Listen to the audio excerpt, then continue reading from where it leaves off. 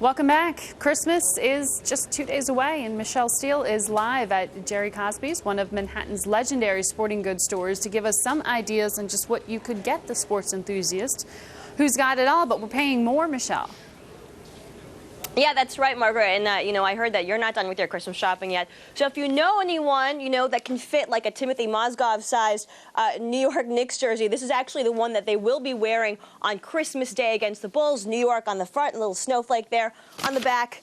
Nobody's name, but I'm sure a lot of Knicks fans would like to see Carmelo at some point. But anyway, speaking of the NBA, if you have a sports fan in your life who, kind of has everything, why not courtside tickets to the Heat Lakers this weekend? But if you do want to get that game, you're going to have to pony up. It's $551 on average. Now, for courtside seats, if you want those, $6,500 a piece. And just to put that in perspective, guys, you can get great seats to the Super Bowl for that much, $6,500. But remember, there's only 124 courtside seats at the Staples Center. Regular season courtside tickets, by the way, have a face value of $2,300 a piece. Now, that's a little pricey. Let's take a look around the league on Christmas Day. Let's see how much things are going for. Knicks at Bulls, as I mentioned, $133.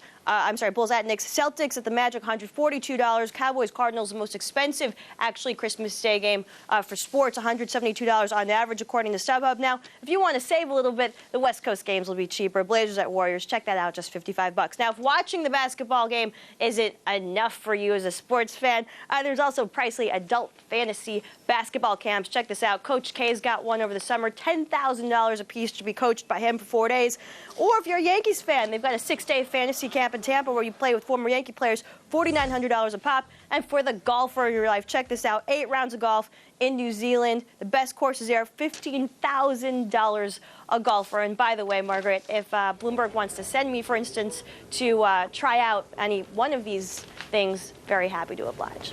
Anyway, back over to you. All right, Michelle. Thanks very much. Stay with us, all of you. We're moving into the next hour of In Business. Countdown to European close. Stay with us.